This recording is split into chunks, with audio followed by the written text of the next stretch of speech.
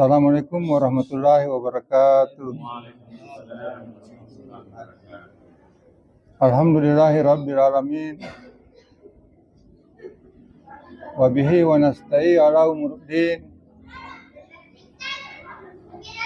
Asyhadu an la ilaha illallah wa asyhadu anna Muhammadan abduhu wa rasuluh.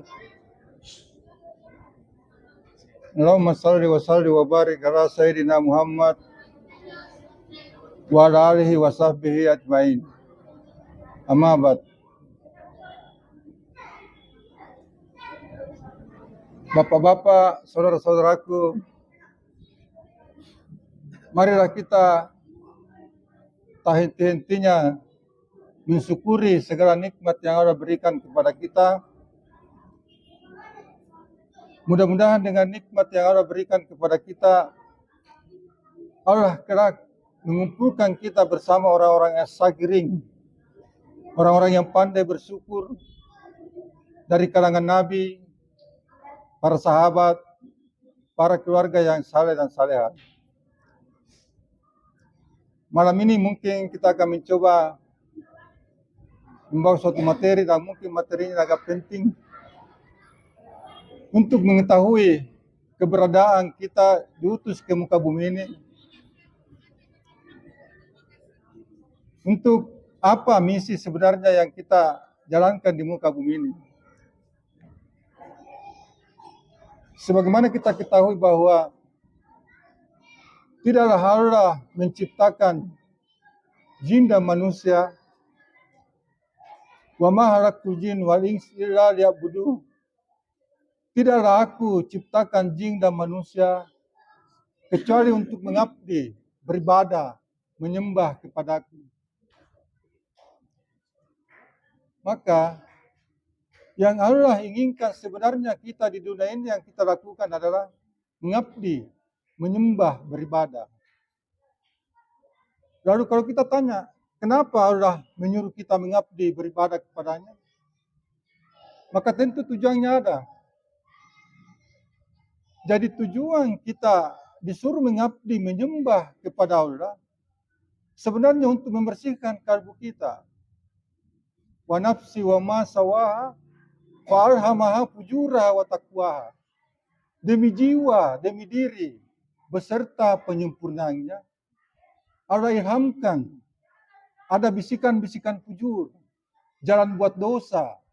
Jalan buat dosa itu bisikan setan, bisikan hawa nafsu, bisikan syahwat yang ada dalam diri kita.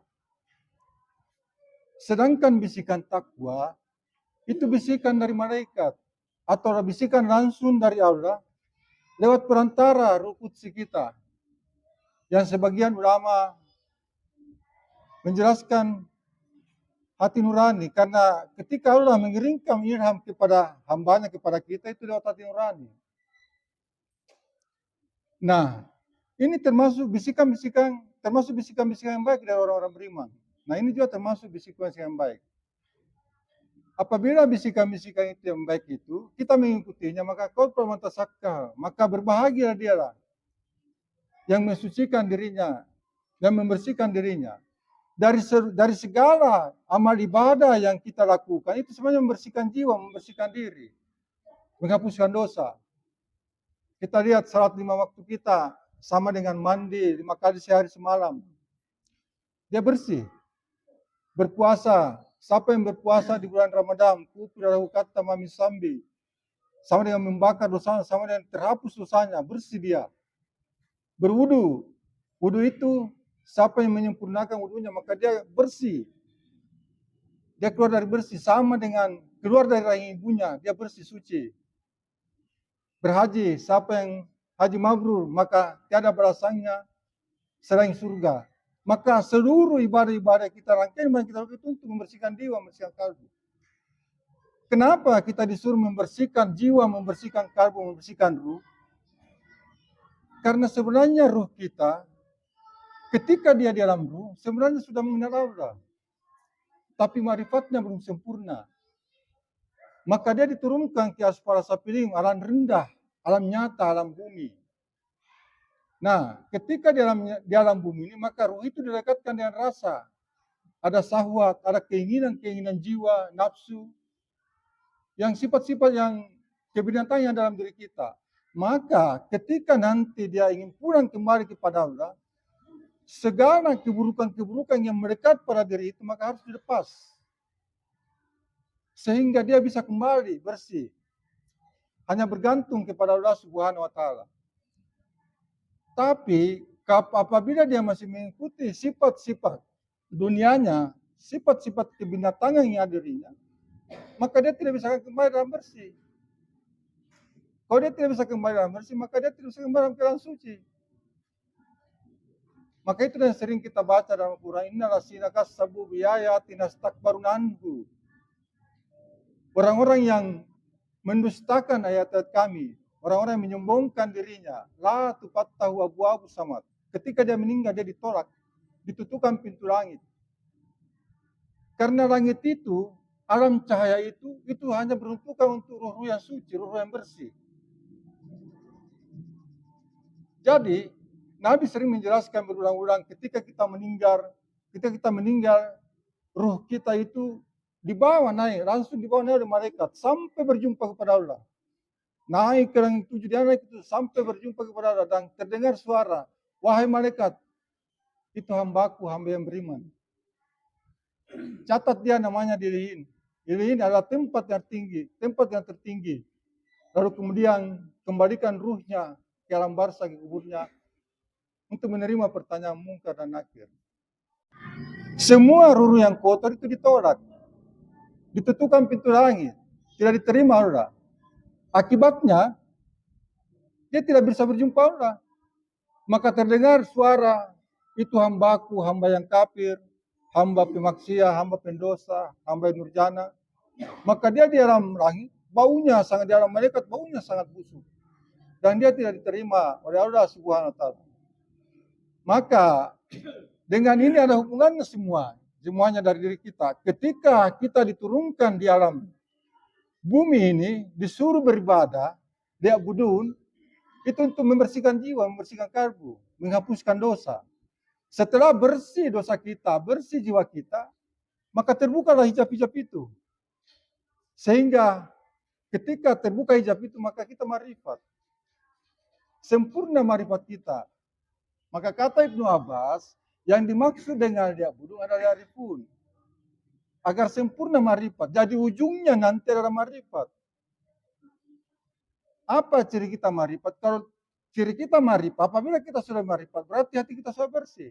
Kalau hati sudah kita bersih, berarti ibadah kita diterima. Apa cirinya orang marifat? Kita lihat baginda Rasulullah SAW. Manusia suri teladan dan manusia yang paling sempurna marifatnya. Rasulullah selalu bergantung kepada Allah, selalu bermohon kepada Allah, selalu berdialog kepada Allah. Karena Rasulullah sekurun yahyani. Rasulullah selalu mengingat Allah. Rasulullah selalu berzikir kepada Allah.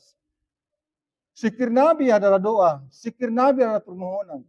Maka ketika Nabi masuk WC, dia bermohon, ya Allah, Allahumma inni a'udzu bika baik. Ya Allah, lindungi aku dari najis, dari kotoran, dari setan. Ketika Nabi mau makan, ya Allah, bismillahirrahmanirrahim, ku makan makananmu. Karenamu untuk beribadah beserta penyertamu.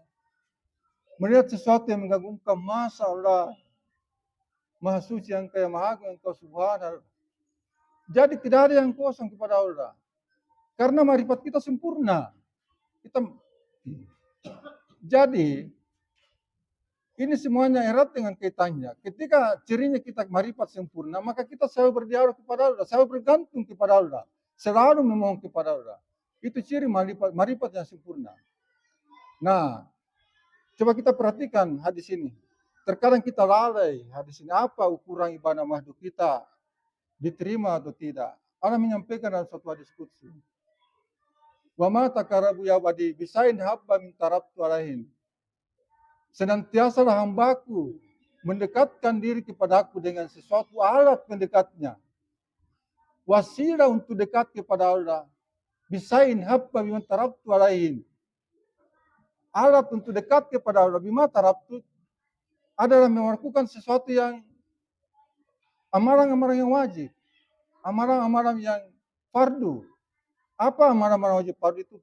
Puasa, salat, puasa, haji, zakat, itu ibadah mahdo. Ibadah ya puasa, syarat puasa, zakat, dan haji yang kita lakukan ini alat untuk mendekat kepada Allah Subhanahu wa taala, alat untuk takarrub kepada Allah Subhanahu wa taala. Maka ibadah yang kita lakukan, kalau dia berhasil, dia benar caranya, maka pertama yang dihasilkan adalah rasa dekat kepada Allah Subhanahu wa taala. Maka bisa dikatakan, dapat dipastikan, wallah, kalau ibadah mahdo yang kita lakukan terus menerus, ibadah salat yang kita lakukan terus menerus, tapi kalau tidak merasakan dekat kepada Allah, berarti ibadah itu tidak diterima. Maksudnya ibadah itu tidak diterima oleh Allah Subhanahu wa taala, dan mungkin caranya yang tidak benar. Maka jadi ibadah-ibadah itu yang kita lakukan itu adalah untuk mendekat kepada Allah, takarrub kepada Allah Subhanahu wa taala.